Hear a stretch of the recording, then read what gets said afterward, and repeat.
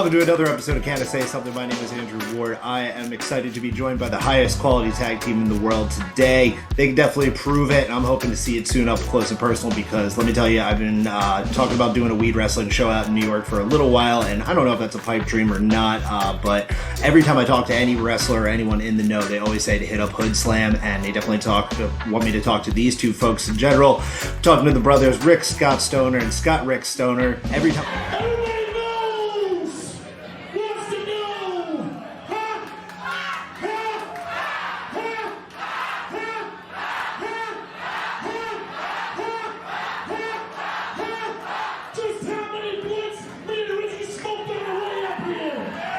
Guys, how you doing today? We're good. We're good. We're smoking a little bit, and we're gonna do some training later, and then that's pretty much our day on the normal. Man. Good shit, man. Good shit. What are you guys smoking? I have this Runts pen. It tastes like grapefruit, but I think it's grape. And I just have some purple weed. I don't really care about what the name is. It's just, weed's weed. If it's purple, it's purple. If it's, orange, it's orange weed. I was going to ask you guys if you're particular or not. Some people really are particular these days, and I feel like the more I get out of the cannabis industry, the more it's just still whatever looks good, whatever smells good. Yeah, if it's brown, put it down. Yeah. Anything else, I don't know, you could go to the club and get a $20 eighth or a $60 eighth, and I don't know. I feel like I'm still gonna get high off the $20 eighth. Right? I'll just get the $40 eighth. Yeah, there we go. Find it. Yeah, there you go. Mid-road. There you go.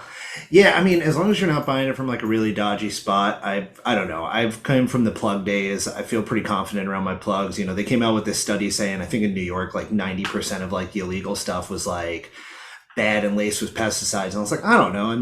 It hasn't killed me yet, so I don't know. Yeah. Yeah, we got a guy, and then we also go to some clubs. We're sponsored by Nug, and that's a club out here in Oakland. And then there's a bunch in the whole Bay Area, and then also High Times here in Oakland. That's dope, man. How did you come across those sponsorships? What does that do for you? They hook us up with swag and marijuana, and then they bought us new gear. We just put their logos on it. Good shit, man. That's nice. So how did weed and wrestling come into your lives? What was the order of those? When did each one pop in? I didn't become a full-fledged pothead until I started wrestling. I feel Scotty was he smoked in high school, and I used to be you smoke weed, you're a loser. That was me. Yeah, and then after high school, I don't know, I would smoke with him every once in a while, but I feel wrestling really, because it fucking hurts, man. Wrestling fucking hurts. And training, you're bumping, 100 times more than you would in a match. So that shit hurt. So, and I hate pills. I don't like taking pills. I'm not even that big of a drinker. Scotty's more of a drinker than I am. So just pot was there. Our trainer, Joe Applebomber, Pogo the Clown, he was a big pothead, and a couple of the people we were training with were potheads. So it was really easy to just hop on in the train and get in the mix. And that was what, 2001, 2002? Mm-hmm. Oh, nice. Yeah, and it's good to hear that because for obviously the wrestling fan, people that aren't wrestling fans out there, the legacy of the wrestlers, with the booze and the pills and all that sort of stuff, and it started to switch, I guess, probably early 2000s maybe is starting to see that little switch. And I hear it now, it seems like a lot more people are healthy living and a lot more people smoking pot. Is that the case? I hope so. I hope it is. I would think so. They got pot for everything. You can eat it. You can smoke it. You can rub it on your fucking skin. There's a vice for everybody with THC or CBD. So they're making waves. And also I don't know. You'll go to a wrestling show, and from a locker room standpoint, maybe 40% are potheads.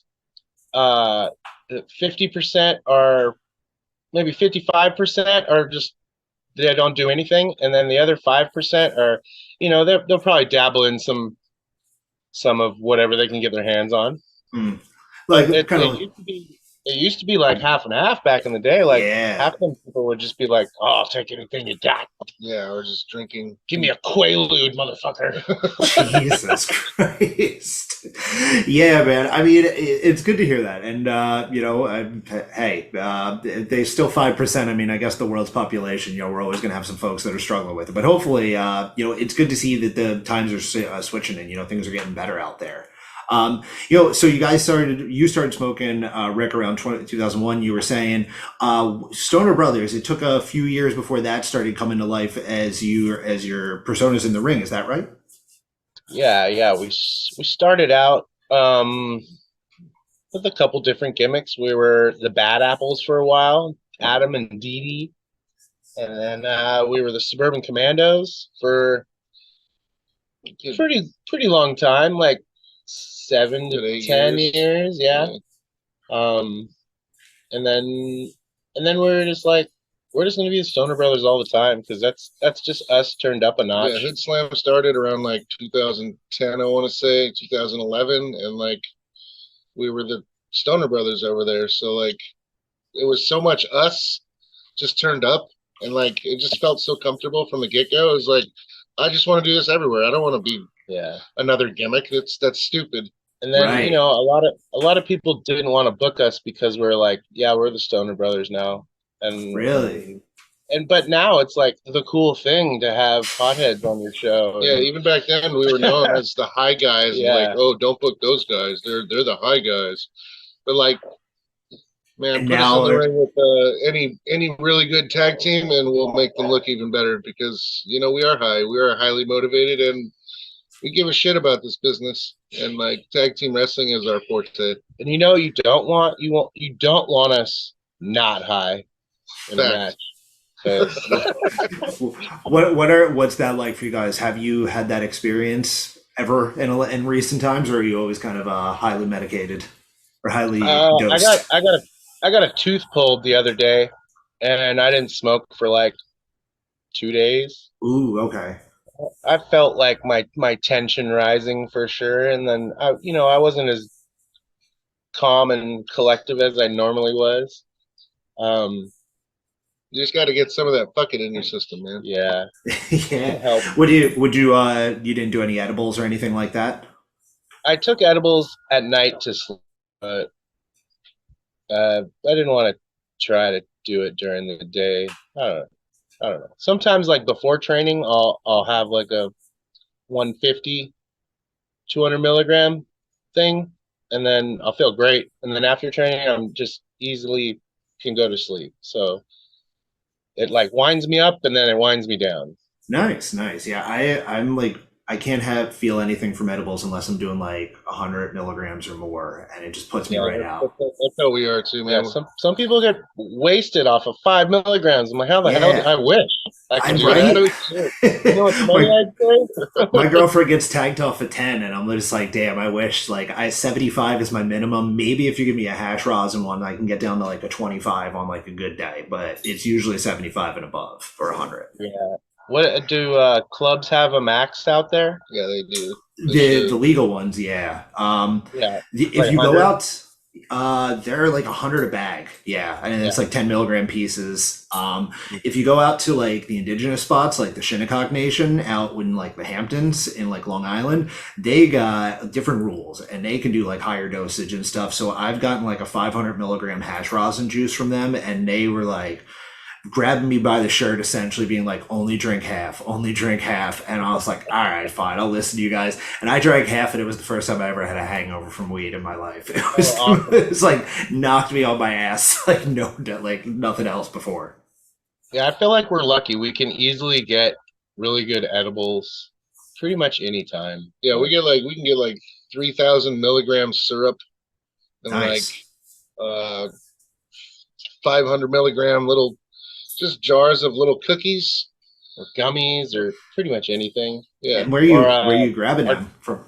Oh, sorry, cut you off there. No, you're good.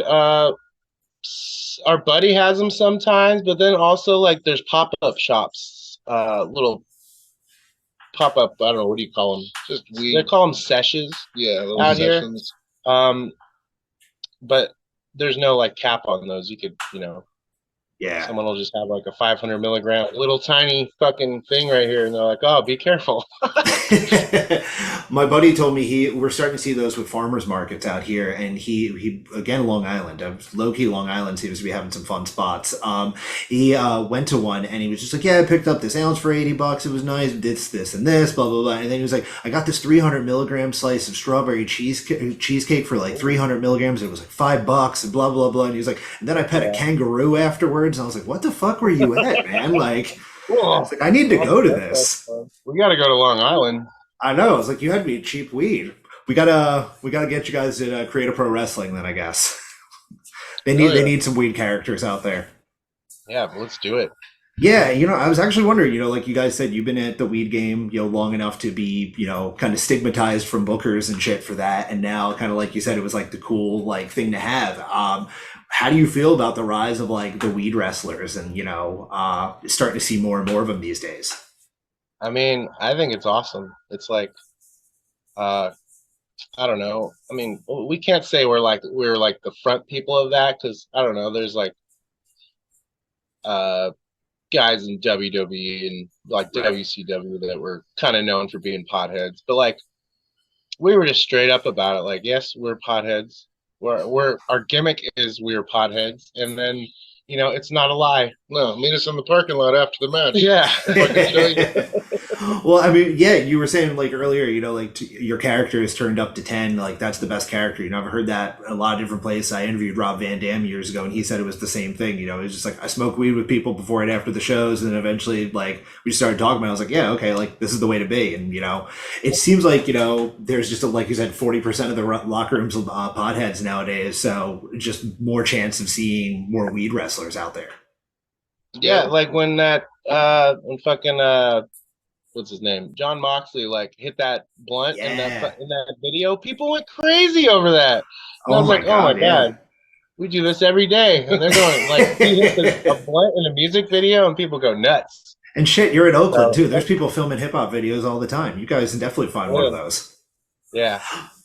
And I mean, you guys too. With Stoner U, we haven't dived into that yet. For people that don't know, Stoner U, it's your training school, correct? Yep. Yeah, and you guys are producing some big talents who are also some pot-friendly talent too. I think most notably for fans of the big talent shows, Shotzi came out of Stoner U, right? Yeah, Shotzi Blackheart, Mansoor, we trained him also. Oh, cool, awesome. And then we got tons of other kids that are like all over the place. I call them kids because I guess they're arcades. But when did Stoner U open up? What's that? When did you guys open up the school? 10, maybe 2014.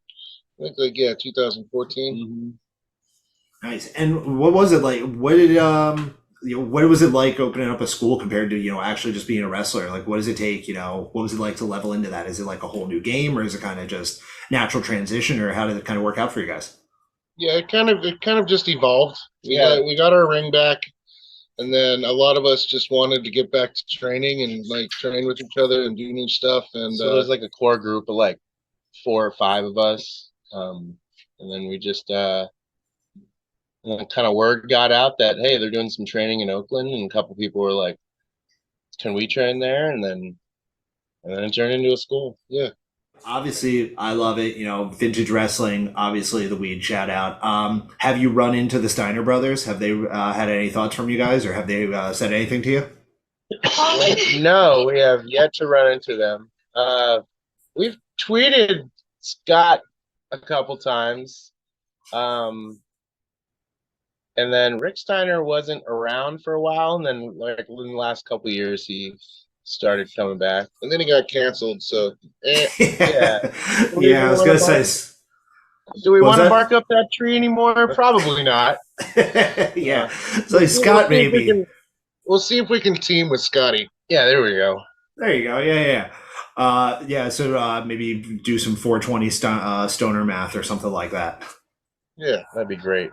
Yeah, we got to team with one of the bushwhackers one time, and we were called the Weed Whackers. Oh, get the hell out of here! That's awesome. Yeah, it was fun. So was that a Hoodslam show? Yeah, I was at Hoodslam. Nice. Yeah, it was So, Luke. oh, nice, nice. So are you guys like touring, or are you mostly doing the Bay, or what's your trip kind of like your loop looking like these days? We don't go out as much as we used to. Unless it's like worth it and worthwhile, I think. Yeah, like we're not gonna go travel to like I don't know, fucking 4 states over for a show that's in front of like 20 people. I mean, even if they do pay us well, it's still like I don't know. It's what's the point? It's kind of You want to put on a show we in front of want a crowd? yeah, we definitely pick and choose more of what we do now these days. But Hmm. mainly just working hood slam stuff, and then I'll wrestle in front of 20 people. I mean, I know you will. Okay. All right. Those are the fun crowd, dude. The less people, the more fun that we have, I feel like, just because You get to at that single point we everybody have out. to entertain ourselves. And then you get to single more people out for sure. Because in a huge crowd, it's hard to be like, okay, you lady right there, And then Right. it's So there's like, pros and cons to it. exactly. So hypothetically, if someone in New York City is putting on a weed wrestling charity show, how much weed do they need to convince you, in addition to a good crowd and a good payday? I mean, just a little bit of weed will get us there. Cool, cool, As cool. long as we have something before and after the match, and then maybe to like take care of us for the night, we're good. Yep. We'll put you down for at least a half then. Awesome, awesome, cool. I got that for my own record keeping then for when I hit you guys up for that. So good. Guys, I really appreciate you guys stopping in here. Just want to make it quick and easy. Hopefully it won't be the last time though. I'd love to link up again, and anytime we can support the Stoner Brothers, consider us an ally of the wrestling and the weed community, and hit us up anytime. I appreciate you guys taking the time and dealing with all the technical difficulties and making it happen. Oh, for sure, man. Thanks for having us. Yeah, appreciate it. All right, so I might have got a little bit too high on this episode in preparation for this one and completely forgot to ask socials and hit up where you guys can follow the Stoner Brothers. Guys, where can fans get in touch?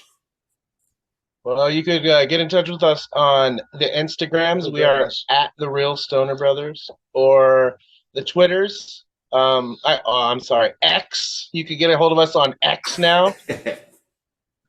Can I just say that's fucking every Twitter. time I click on it, I feel bad, like dirty, Like why? I refuse why am to call it clicking on X. this?